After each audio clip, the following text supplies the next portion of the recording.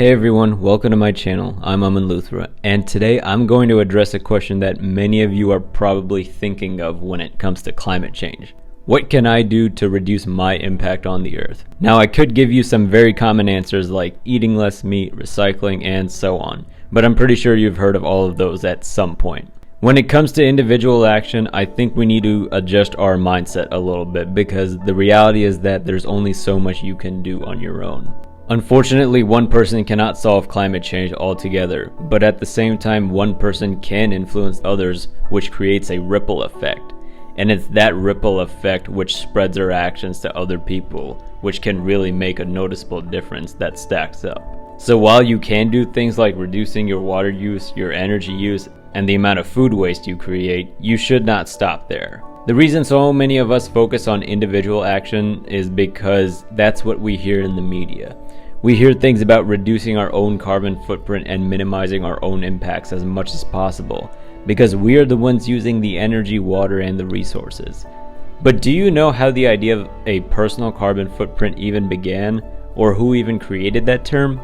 It was the fossil fuel industry, specifically BP. Fossil fuel companies like BP want to keep the general public oblivious about their emissions and what they do behind the scenes. Right now, there's about 100 fossil fuel companies that cause 71% of all carbon emissions.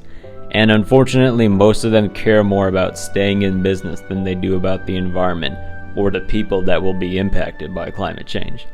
Companies like BP, Shell, and Chevron spend more money on marketing to the public that they are transitioning to a cleaner future than the money they spend on actually doing it. They want you to think that they are doing everything right when it comes to protecting the environment so that the blame of too many emissions can be put on people like you and me. That's why you hear the term personal carbon footprint so often.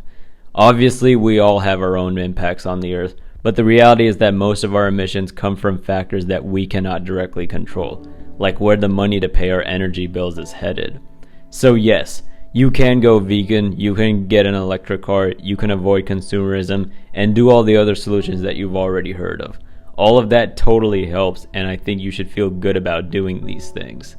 But what you need to understand is that the people and the corporations who create the most emissions are really the ones who need to take more action.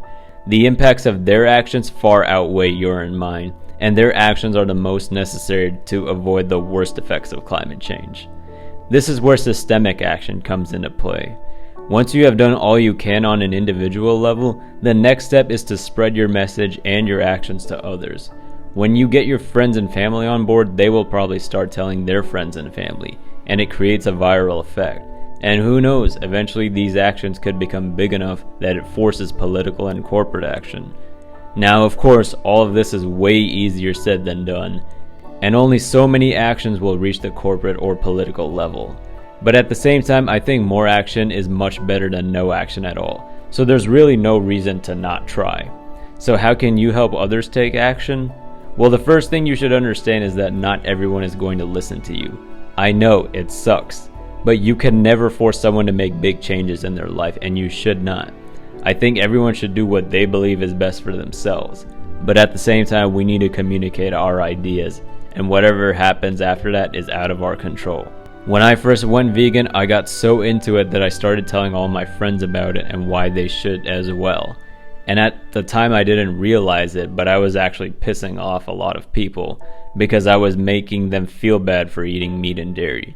So instead of telling people to go vegan, what I should have done was tell them why I decided to go vegan and the benefits that I personally noticed. If they were open to the idea, then I was ready to help them out.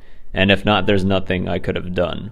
So as much as we all want everyone on board with taking action on climate change, you have to remember that the words that you choose will really make a difference in terms of how many people will listen to you. With that said, there are many different ways you can get involved in systemic action. You can start or join an environmental club in your hometown. What is the focus of the club? Is it planting trees, recycling, spreading awareness? What are some issues you really care about that you can get your club involved in? Figure them out and get rolling with them. And you should totally comment down below what are some issues you care about, and you never know what may come out of them. You could participate in a climate protest. Is there a pressing issue that you want the local government to start pushing for? Can you get your friends and complete strangers into the act too? Go for it. One of the protests that I participated in a few years ago was the Sunrise Movement, and their goal was to get leaders elected who would take aggressive action on climate change at the local, state, and federal levels. Can you find a protest near you? You could teach environmental awareness to kids. Did you know that most schools do not have any sort of curriculum for letting kids know that climate change is a real issue? As you may have guessed, the government doesn't want them to know. They want them to become consumers and taxpayers. So even if you can influence kids when they are young, it can really cement their views on the environment for years to come. There's a lot more ways you can get involved with systemic action, but I think you get the idea. You really just need to find a way to get a group of people on board with an issue you really care about and then collectively take action on it. So remember, individual action totally counts, but don't stop there. One of the questions I always ask myself is, what more can I do? Or what can I do better? Because the reality is that there is no limit on the amount of success I can create for myself when it comes to spreading environmental awareness, and there is no limit for you either. So what are you waiting for? Go take action now and don't worry too much about the results. As long as you're constantly figuring out what you can do better, the results will take care of themselves. If you found this video insightful, make sure to give it a like and subscribe down below. And please share in the comments what are some pressing environmental issues that you want to take bigger action on. What are some things that you care about that you want other people to start getting on board with you about? Share your thoughts in the comments below and I will be more than happy to join the discussion. Thank you so much for watching and I'll catch you guys in the next video. And just remember, nature can live without us, but we cannot live without nature. Alright, bye everybody.